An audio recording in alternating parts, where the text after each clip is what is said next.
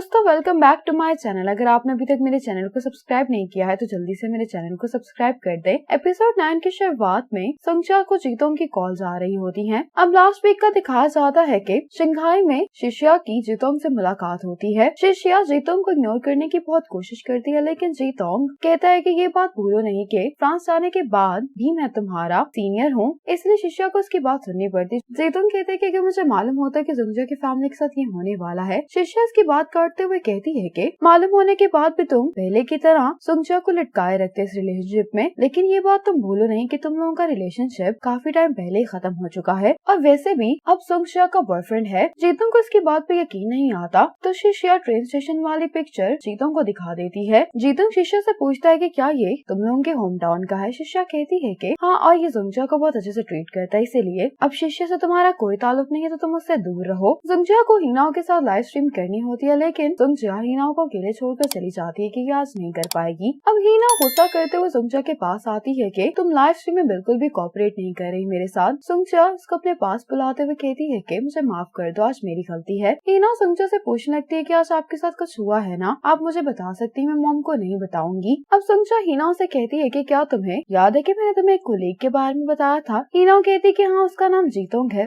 उसको क्या हुआ। संगजा कहती है कि वो चाइना वापस आ गया है, उसे हमारी फैमिली के बारे में मालूम हुआ तो वो मुझसे मिलने के लिए आना चाहता है। हिना कहती है कि आप उससे नहीं मिलेंगी। संगजा कहती है लेकिन क्यों। हिना कहती है कि उसने तब कुछ भी नहीं किया जब हमें दूसरों की जरूरत थी। संगजा कहती है कि तुम ठीक कह रही हो। हिना संगजा से कहती है कि मेरे डैड की डेथ के कुछ दिन बाद आप बिल्कुल भी नहीं रोई, लेकिन मुझे इस बात पे यकीन नहीं है कि आप अपसेट नहीं हैं। क्या किसी ने आपकी मदद की थी। संगजा कहती है कि इस तरह के टाइम में कोई भी दूसरों की मदद के बगैर इस पेन को बर्दाश्त नहीं कर सकता। संगजा कहती है कि आपको उन लोगों से मिलना चाहिए जिन्होंने मुश्किल वक्त में आपकी मदद की थी। जब चनमेदोंग संगजा को फनुरल हॉल से लेकर जा रहा होता है तो हिना ने इनको जाते हुए देख लिया होता है। संगजा ये सुनकर अपनी बहन को किस करती है। आज संगजा चनमेदोंग के लिए शॉपिंग करने के लिए आई होती है कि यहाँ पर सुइका आता है और सुइका शिष्या को जानता होता है। संगजा इस बात पर बहुत ज्यादा हैरान होती है। सुइका को मिलकर संगजा को याद आता है कि शिष्या ने कल रात इसको बताया था कि ये इसके साथ ब्लाइंड डेट पर गई थी। सुइका शिष्या से कहते हैं कि हम लोग साथ में खाना खाने के लिए चलते हैं, लेकिन शिष्या जाते हुए कहती है कि इसकी कोई जरूरत नहीं है। चनमेदोंग घर पर आकर बैग्स को देखता है तो ये ग्रैंडमा से पूछता है कि क्या ये संगजा ने भेजे हैं, तो ग्रैंडमा कहती है कि हाँ। चनमेदोंग कपड़े ट्राई करने के लिए अपने रूम में चला जाता है। ग्रैंडमा रूम में आकर ये कपड़े देखते हुए कहती है कि ये सब क्या है। चनमेदोंग कहता है कि मैं बहुत बिजी था, इसलिए मैंने संगजा से कहा था कि वो मेरे लिए कुछ कपड़े खरीद दे। अब ग्रैंडमा यहाँ पर इंटरव्यू को देखकर गुस्सा हो जाती है, कहती है कि तुम संगजा से ये बाय करने के लिए कैसे कह सकते हो। चनमेदोंग कहते हैं लेकिन उसने इनकार नहीं किया। ग्रैंडमा चनमेदोंग पर बहुत गुस्सा करते हैं, कहती हैं कि तुम संगजा को बिल्कुल भी डिजर्व नहीं करते। चनमेदोंग कहते हैं कि क्या आप उसको इतना पसंद करती हैं। ग्रैंडमा कहती है कि मेरे पसंद करने का क्या फायदा है। चनमेदोंग कहता है कि है ना, मैंने आपसे कहा था कि आप जिसको भी पसंद करेंगी मैं उससे शादी कर लूंगा। ये सुनकर ग्रैंडमा बहुत खुश होती हैं। आज चनमेदोंग अपनी दोस्त की मदद करवाने के लिए आया होता है। चनमेदोंग को यहाँ पर याद आता है कि संगजा जब इससे मिलने के लिए आई थी तो उठते हुए संगजा की टांग में बहुत दर्द हो रही थी। चनमेदोंग इससे पूछता है कि तुम्हारी टांग को क्या हुआ है, तो संगजा कहती कि ये दर्द ठंड की वजह से है। चनमेदोंग कहते कि क्या ये अभी तक हील नहीं हुई, तो संगजा कहती है कि इसका कोई प्रॉपर इलाज नहीं है, वक्ती तौर पर इस दर्द को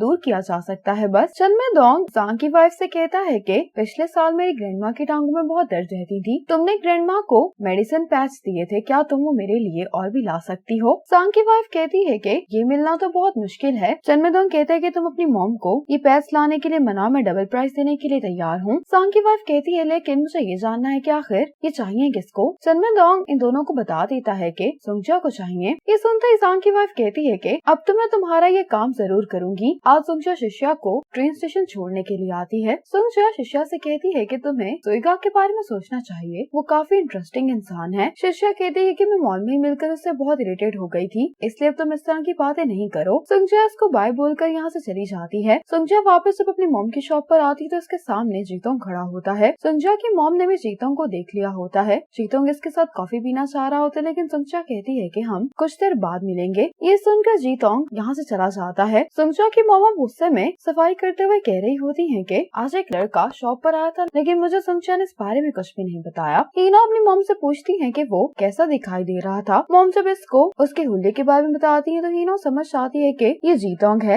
ये मॉम से कहती है कि वो जरूर शंघाई से आया होगा। मैंने संगजा के फोन में उसके एनुअल मीटिंग की पिक्चर्स देखी हैं और उस मीटिंग में सभी सभी एक जैसे दिखाई दे रहे थे, इसलिए अगर आपको वो रूट भी लगा तो इसमें बुरा मनाने की कोई बात नहीं है। इनो सुंगजा को एक वार्निंग मैसेज भेज देती है। सुंगजा चीतोंग के साथ डिनर के लिए आई होती है। चीतोंग सुंगजा से कहता है कि क्या तुम मुझे अपने बॉस की तरह ट्रीट कर रही हो। सुंगजा कहती है कि तुमने बार बार तो शिष्या को ये बात कही है कि फ्रांस जाने के बाद भी तुम हमारे सुपीरियर हो। चीतोंग कहता है कि तुम्हें ये बात समझनी होगी कि मैं तुम्हें अपनी सबऑर्डिनेट की तरह ट्रीट नहीं करता हूँ। दूसरी तरफ चेनमेदोंग इंस्ट्रक्शंस लिख रहा होता है सुंगजा के लिए कि इन पैड्स को किस तरह से इस्तेमाल करना है। इसको लिखने के बाद चेनमेदोंग काफी खुश दिखाई दे रहा होता है। चीतोंग सुंगजा से अपनी फैमिली और इनके रिलेशनशिप के बारे में बात कर रहा होता है। यहाँ पर दो लड़के दरवाजा खोलकर खड़े होते हैं। ठंडी हवा की वजह से सुंगजा की टांगों में दर्द हो रही होती है। चीतोंग सुंगजा से कहता है कि मैं फ्रांस अपनी फैमिली की एक्सपेक्टेशंस को पूरा करने के लिए गया था ताकि हमारे रिलेशनशिप पर उन्हें कोई इतराज ना हो। सुंगजा को उसकी बातों में कोई भी दिलचस्पी नहीं होती। इतने में इसको चेनमेदोंग की कॉल आ जाती है जो उससे पूछता है कि तुम कहाँ पर हो। चेनमेदोंग यहाँ पर आना चाह रहा होता है। सुंगजा कहती कि कोई मसला नहीं है, तुम यहाँ पर आ सकते हो। चीतोंग सुंगजा से पूछता है कि क्या ये तुम्हारा बॉयफ्रेंड है, तो सुंगजा कहती कि इस बात का तुमसे कोई भी ताल्लुक नहीं है। चीतोंग कहती कि तुम इन सब बातों को एक्सक्यूज बना रही हो, तुम्हारे दिल में अब कोई और है। सुंगजा कहती है कि तुम प्लीज ये मत कहो, सच्चाई ये है कि मैं एक डिसेबल इंसान हूँ, इसलिए चाहे जितनी मर्जी मैं अपने करियर में मेहनत कर लूँ, तुम्हारी फैमिली मुझे कभी भी एक्सेप्ट नहीं करेगी। चीतोंग कहते हैं कि रिलेशनशिप्स में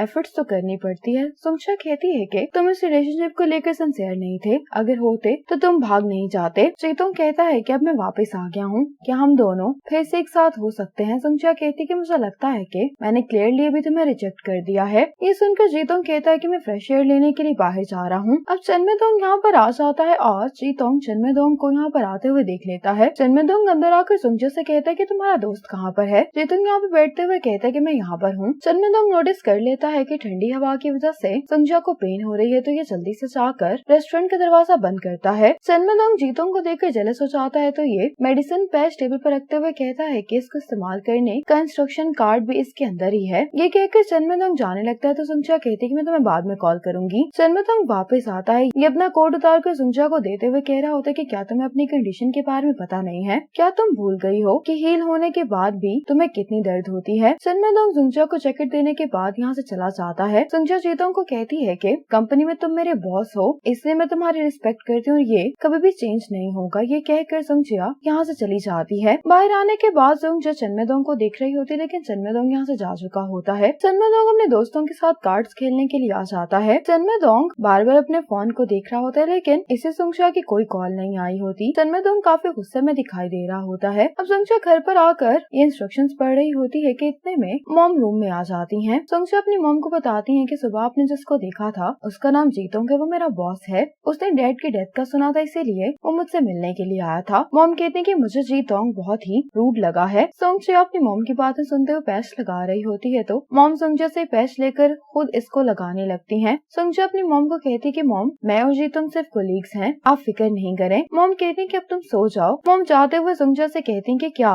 ये पैच तुम्हें शिष्या ने भेजे हैं। सुंगजा कहती है कि नहीं, मेरे एक दूसरे फ्रेंड ने मुझे ये दिए हैं। मॉम कहती है कि तुम इस तरह के और दोस्त बनाओ, अब से तुम उन लोगों को भूल जाओ जो सिर्फ तुम्हारे चेहरे की परवाह करते हैं, तुम्हारी टांग की नहीं। मॉम के जाने के बाद सुंगजा इसी इंस्ट्रक्शन मैनुअल को देखकर खुश हो रही होती है। चेनमेदोंग के फ्रेंड्स एक बदमाश लड़के के बारे में बात कर रहे होते हैं। इसका नाम हीगोंग होता है। हीगोंग यहाँ पर कुछ लड़कों के साथ आ जाता है। सांग चेनमेदोंग से कहने लगता है कि हम एक जरूरी काम से जल्दी जाना है। सांग चेनमेदोंग को यहाँ से लेकर जा रहा होता है, तो हीगोंग इसका हाथ पकड़ लेता है। ये चेनमेदोंग से कहता है कि मुझे कुछ पैसे चाहिए। चेनमेदोंग इसको कहता है कि मेरा हाथ छोड़ो। ये सुनकर हीगोंग को गुस्सा आ जाता है और कहने लगता है कि हमेशा की तरह तुम कूल बनने की एक्टिंग करोगे। चेनमेदोंग पहले ही गुस्से में होता है और इसकी बातें सुनकर चेनमेदोंग को और गुस्सा आ जाता है कि ये हीगोंग को पीछे धक्का देता है। अब यहाँ पर झगड़ा शुरू हो जाता है। इसी मोमेंट पर एपिसोड 10 खत्म हो जाती है।